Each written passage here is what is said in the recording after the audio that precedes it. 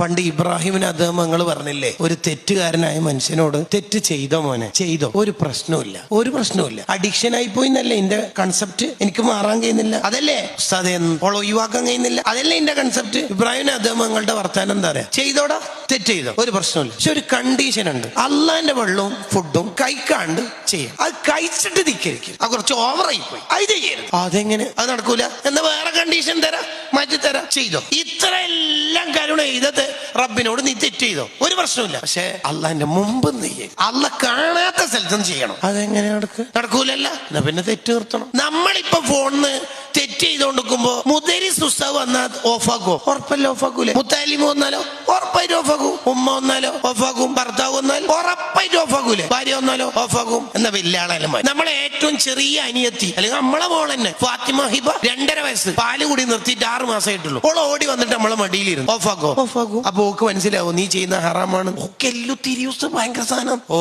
ശരി, ഓഫാക്കൂലേ? ഓഫാക്കും. അല്ലാഹു ഖുദ്സി ഹദീസിൽ ഇത്രേ പറയുന്നുള്ളൂ, എന്ത്, ലാ തജ്അൽനി അഹ്വനൻ നാളിരീനയിലെ. നിങ്ങളെ കുറെ ആള് പല കോണുകളിൽ നിന്ന് നോക്കുന്നുണ്ടാവും, നിങ്ങളെ നോക്കുന്നവരില് ഏറ്റവും ലോക്കലാക്കിയിട്ട് എന്നെ ആക്കരുത്. നിങ്ങള് മുദരിസ് വരുമ്പോ ഓഫാക്കി, ഉമ്മ വന്നപ്പോ ഓഫാക്കി, മോള് വന്നപ്പോ ഓഫാക്കി, ഞാൻ കാണുന്നുണ്ട് എന്നുള്ളതിന് എനിക്ക് ഒരു പ്രശ്നമില്ല, എന്നെ ഏറ്റവും ലോക്കലാക്കരുത്.